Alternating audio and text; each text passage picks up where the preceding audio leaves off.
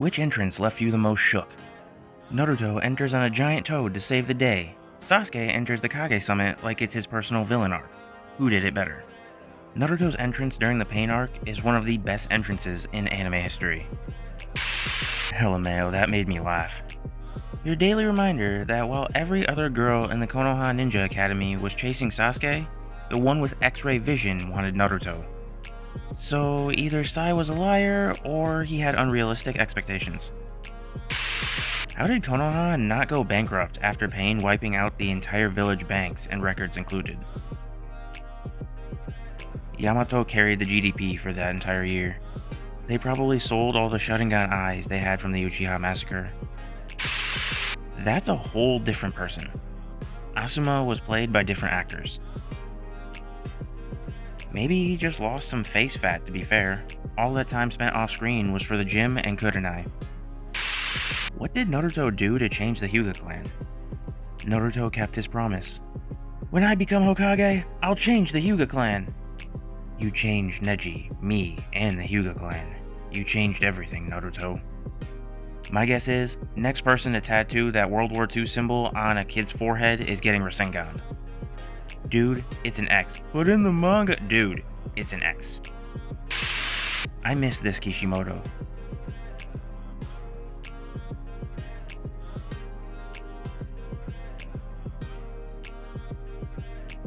Recently, Kishimoto gave an interview, I do not have the link, telling that he wanted to use the same characters to tell another story, something like what the Hero comics do.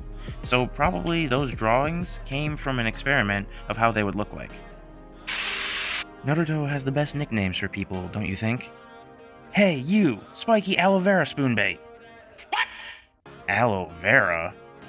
In all of Zetsu's years on Earth, even in his wildest dreams, he wouldn't have expected to be called aloe vera.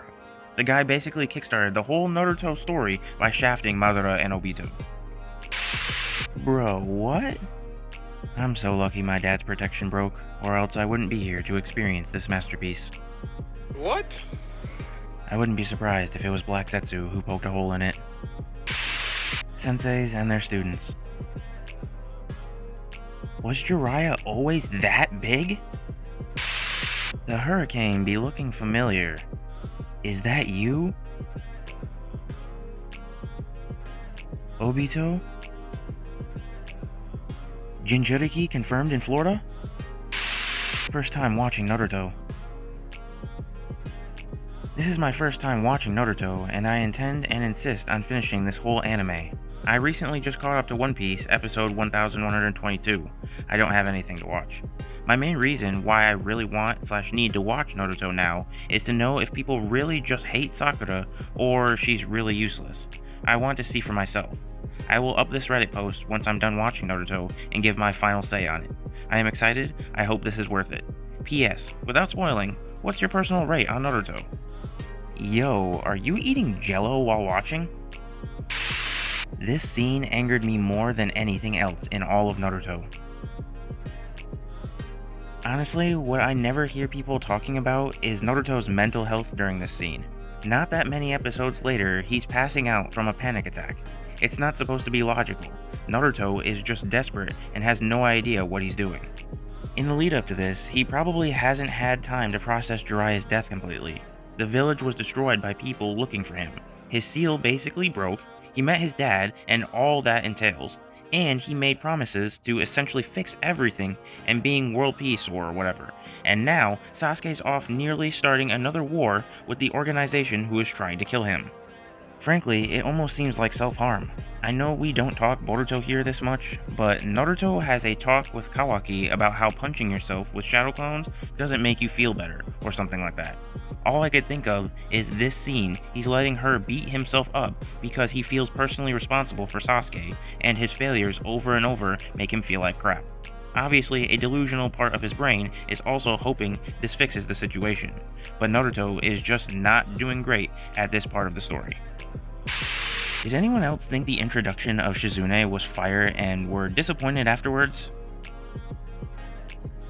It's also disappointing that Sakura spent so much time with Shizune and never learned to vomit poison. I honestly thought the hairstyle was ugly, but it's the art style that really ruins it. I've said it once, I'll say it 1,000 times. This haircut would be immediately improved if he still had his forehead protector. Starting with his goggles and moving into his forehead protector, we very rarely saw his forehead, and even when he took it off, he normally had long enough hair to cover it. Seeing Naruto's forehead is almost as uncanny as seeing Naruto without whiskers. It just looks weird. They represent us. People seek recognition to feel valued. People pursue power to escape their pain. People wear masks to hide their past. People choose loneliness to not get hurt. People wait to be loved. People sacrifice themselves for those they love. People sing to be heard.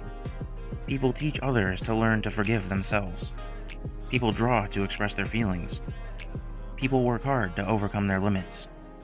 People fight to ensure a better future. People laugh to cover their sorrows. People strategize to avoid unnecessary conflict. People fight fate to take control of their destiny. People fight by any means for their dreams. They're all accurate, especially Kakashi. Naruto's clone really forced Edo Madara to activate his Rinnegan when he saw that Rasen Shuriken coming at him. Bro was like, what the flap is that? Alive Madara without Rinnegan takes that thing head on and he's done. It's also surprising since he's an Edo. He would let this hit him and he would reform no problem. It says much that Madara looks at this orange jumpsuit idiot coming at him with a nuclear shuriken jutsu and be like, what the flap? Naruto's powers with absolutely no context would be confusing as HFIL. What can he do? Well, he can make more of himself and jump you. He can call really big frogs to jump you, or some even stronger little frogs. There's this thing where he can make an invisible air blender with his hands to spin the atoms of the universe into a ball and then shove the ball inside you. He can throw a bigger version that basically makes you die from cancer in every cell on impact. But if you really piss him off, he'll turn into a big yellow fox with 3 heads, or only halfway into a red fox man with 1 head.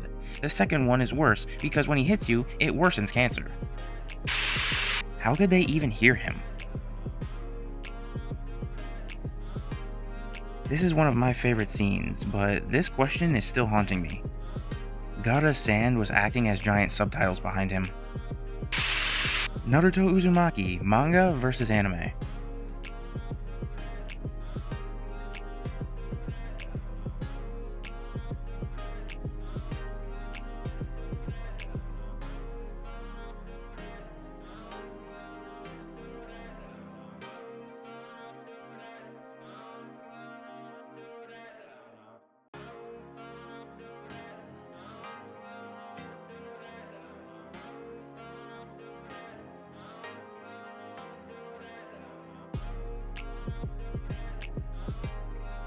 Bro is handsome.